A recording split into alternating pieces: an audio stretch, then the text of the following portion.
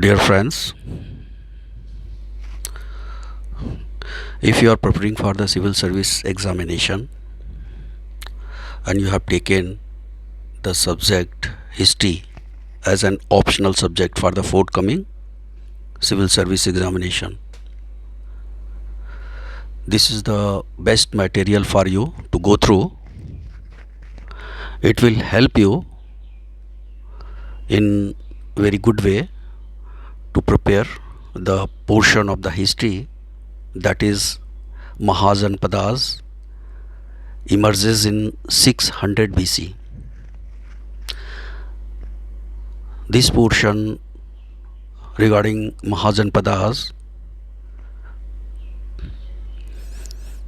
is important portion for the civil service examination as a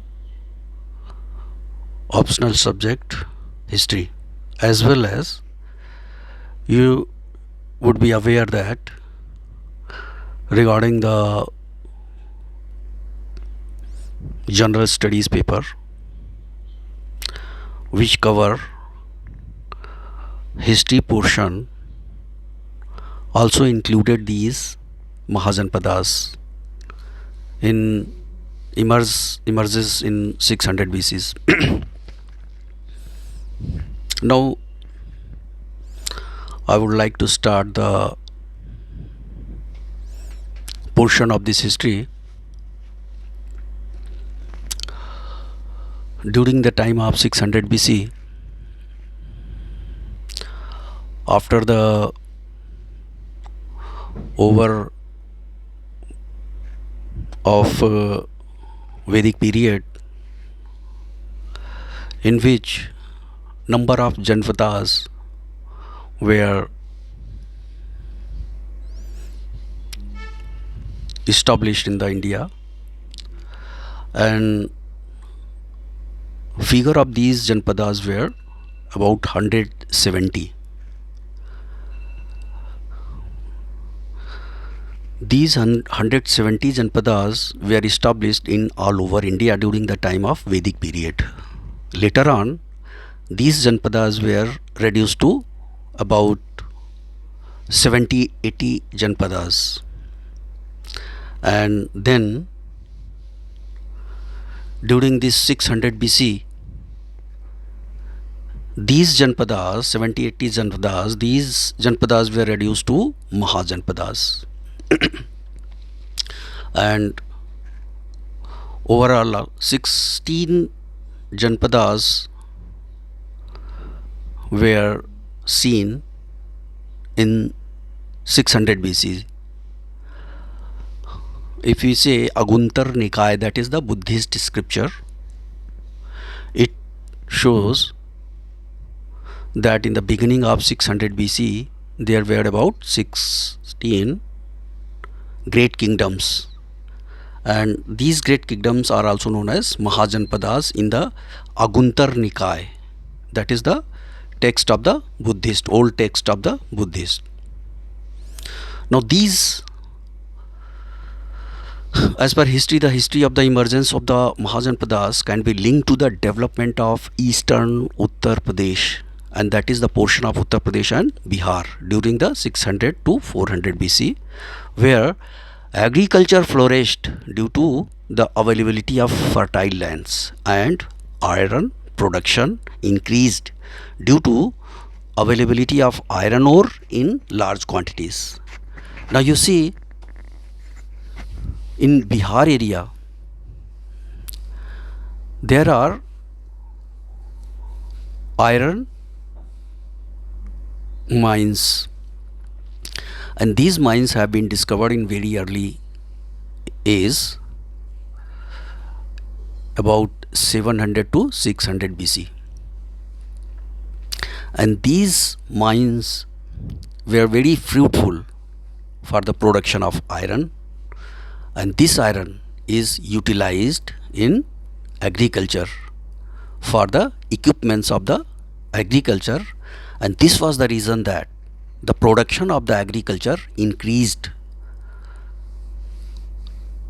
and this resulted in the expansion of the territories of the Janpadas and later addressed as 16 high developed regions or Mahajanpadas.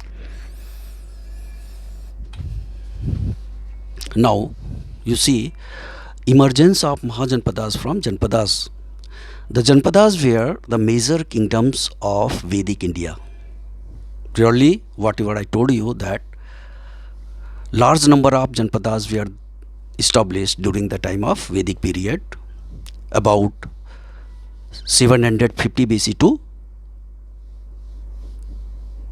750 to 650 BC, right? That were, if you see, there were about 170 180 Janpadas. During that period, Aryans were the most powerful tribes and were called as Janas. And by the 600 BC, there were approximately 22 different Janpadas. Socio-economic development, chiefly due to the use of iron tools in agriculture and military, along with religious and political developments, led to the rise of the Mahajanpadas from small kingdoms or Janpadas. Okay, so you see the role of Mahajanpadas. Either you see the establishment of Mahajanpadas from Janpadas, the role of iron, religious and political developments, it was in a very high way. During that period, the political center shifted from the west of the Indo-Gangetic plains to the eastern side of it, and this was due to better fertility of the land because of more rainfall and rivers. Also, this region was closer to iron production centers. So, you see why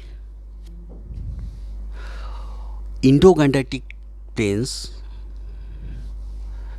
shifted to eastern side from western side, and this was the reason that eastern side in eastern UP and Bihar area, there were number of rivers, huge area fertile, that was very fertile, and this was due to better fertility of the land because of most rainfall and rivers. So this region was closer to iron production center. Now you see name of the Janpadas, which we see in Buddhist text. These are Kasi, Koshal, Anga, Magad, Vajji, Malla, Chedi, Vatsa, Kuru, Panchal, Matsya, Sursena, Asaka, Avanti, Gandhara, Compose. These were 16 Mahajanpadas. These were established in 600 BC. In the course of time, smaller or weak kingdoms and the republics were eliminated by the stronger rulers in the 600 BC, and only 4 powerful kingdoms remained. These 4 powerful kingdoms were Magad, which was ruled by Bimbisara and Ajatashatru. Avanti, it was ruled by Pradyota. Kausal, it was ruled by Prasenjit. And Vatsa, it was ruled by Udayana. Now you see the political structure of Mahajanpadas. Most of the states were monarchies, but some were republics known as Ganas or Sanghas.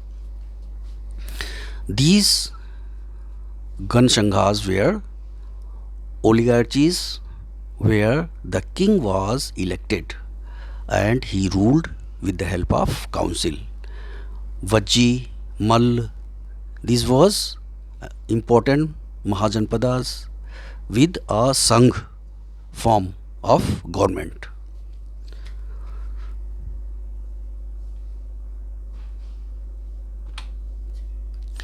Now the founders of Jainism and Buddhism came from republican states. Each Mahajanpada had a capital city. Most of them had forts built around them for protection from other kings. Regular armies were maintained by these new kings or rajas. They are collected taxes from the people.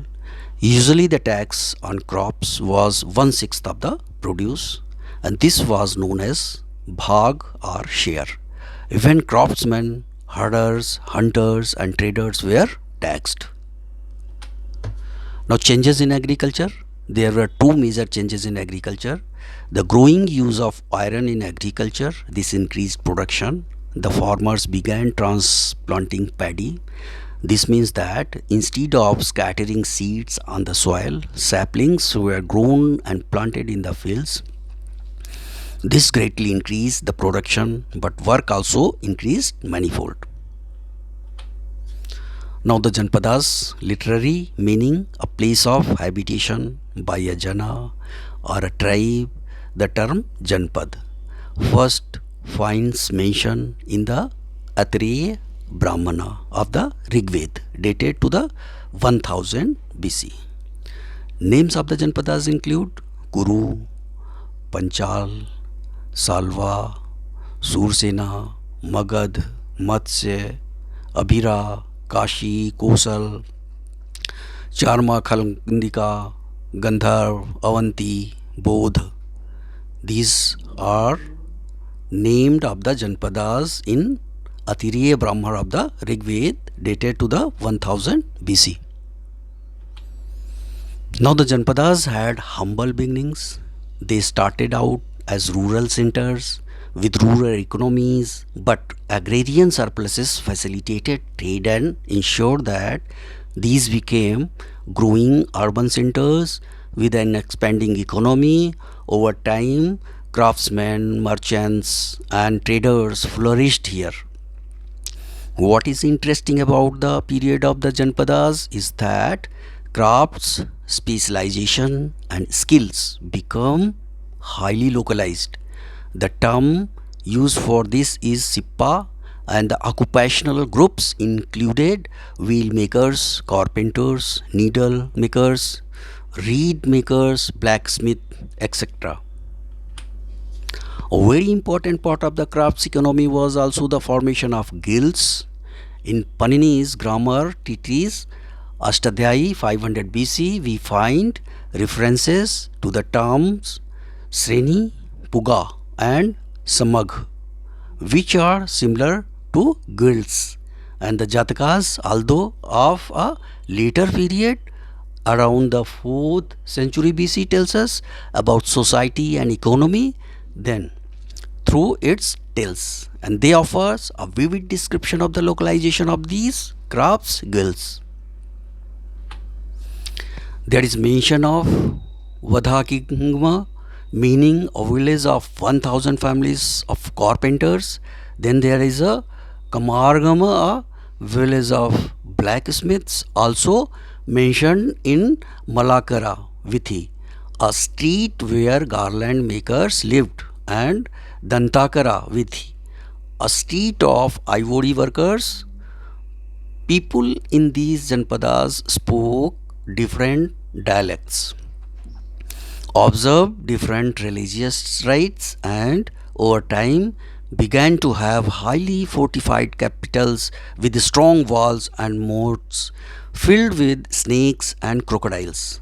There was also an emergence of a specific style of pottery known as northern black polished ware, indigenous coin types known as punch marked and cast copper coins, and the system of writing in Brahmi. A period of consolidation. Sometime in the 6th century BC, numerous small Janpadas made way for a few larger Mahajanpadas. The stronger states consumed the weaker one. This had a lot to do with agrarian extension, control of trade routes, and aggressive ambitions backed by more evolved iron weaponry and warfare. This period is also referred to as the second urbanization in Indian history, when pastoral life paved the way for agriculture, surpluses fueled commerce, and market towns became large populous cities. The first urbanization was during the Harappan civilization. Two texts, the Buddhist Aguntar Nikaya and the Jain Bhagavati Sutta, list 16 principalities, Sulasa Mahajanpada, or 16 Mahajanpadas, though the place names vary across these texts. Tentatively existing between 600 BC to 345 BC, they were Anga, Asmata, Asmaka, Avanti, Chedi, Gandhara, Kashi, Kambos, Kosal, Kuru, Magad, Mal, Matsya, Panchala, Surasena, Vrizi, and Vatsa. 12 of the Mahajanpadas hugged the Yamuna and Ganga rivers. If during the early Rigvedic period the settlements were centered on the northwest of the Indian subcontinent, this was a time when they moved a little south and eastwards, and the focus shifted to the Indo-Gangetic belt. This was a new age where new ideas were formed. Literature and field archaeology help us place ourselves in middle of land and a time bursting with activity. In Anga, the first Buddhist councils were held during Buddha's lifetime, and Mahavira spent three of his monsoon retreats in its capital city, Champa. Gandhara's capital Takshila was home to the famous university which hosted students from far and wide. An individual we will hear of later in our series, the modern empire's chief strategic Chanakya studied here, as did the Ayurvedic healer Charak and the great Sanskrit grammarian Panini. There was a constant exchange of good between Magad and Gandhar, tariff free according to the records, and it was here that existence of Indian punchmark coins first came to light when a huge hoard of 1055 coins was discovered at the Bir Mount in Takshila in 1924. Kamboja, with its core in present day Kabul, had such an excellent breed of horses and horsemen that they were requisitioned as cavalry troopers in ancient wars by nations in distant lands. Kaushambi, located in modern day Allahabad, was the capital of Vatsa, and first excavation in 1949 by historian G.R. Sharma. The excavated layers suggested that the site may have been occupied as early as 12th century BC. Ruins of brick walls and bastions with numerous towers and gateways were excavated. Most of these Mahajanpadas had a monarchical form of government where the kingdom was ruled by one person. However, Briji, present day Mithila region of Bihar, and Mal, present day Gorakhpur district in Uttar Pradesh, were oligarchies, and the words Gan and Sangh have been used to describe them, referring to the fact that the supreme power of the state was vested in the considerable portion of the population. The ideological outfits of these Mahajanpadas was well defined by the caste system. Archaeological research and numismatic data provide plenty of information about these Mahajanpadas, as thousands of coins have been discovered across the region. Almost every Mahajanpada and distinguishable coin is marked with a combination of about 450 symbols, although devoid of a script.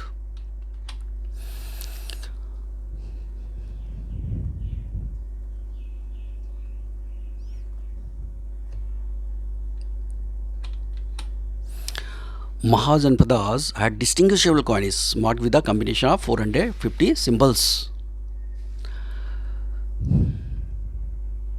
Although divide our script, the transition from a barter community to monetization was taking place.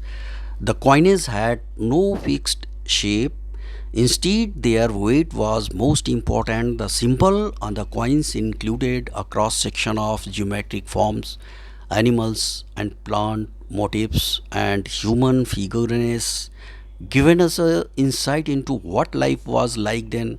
Symbols like wheels and bows and arrows represent a combatant environment, while plant in pots and trees in railings probably point towards the importance of nature. Animals include bulls, elephants, dogs, scorpions, fish, and snakes. But let us not forget that the pursuit of commerce also pushed Mahajanpadas into a state of flux. Wars, ambitious expansionist, and political realignments were at work. This is probably what Chanakya was referring to when he mentioned the popular term Mats Nyay in his political treatise, the Arthashastra, in 2nd century BC. It refers to the fundamental law of nature that big fish eat small fish or the strong devour the weak. By the 5th century BC, Magad became a pivot, a power center whose ambitions grew to such an extent that it eventually swallowed most of the Mahajanpadas. The Magadha Mahajanpada and the region it controlled would continue to be a hub for the next 1000 years. It is from here that successful empires would be built for centuries to come. Now, if we say about Bimsar, he belonged to the Haryang dynasty and was anointed king by his father at the age of 15. He emerges from the mist of myth and legend as the first real figure in early Indian history. We know he was ambitious, smart, and canny. He strengthened his position through strategic marriage alliance. We know of the three wives he had. The first was the daughter of the king of Koshal in the north, due to which he received Kashi as dowry. The second was Chelana, a Lichvi princess from Vaishali close to Magad. His third wife was the daughter of the chief of the Madra clan, further afield in present day Punjab. Next came annexations. Magad and Ang together consisted of about 80,000 villages and had a circumference of about 300 yojans. That is, one yojan is equal to 12 to 15 kilometer. Now Bimbasar led a military campaign against Ang, and this gave root to his ambition of aggressive expansion.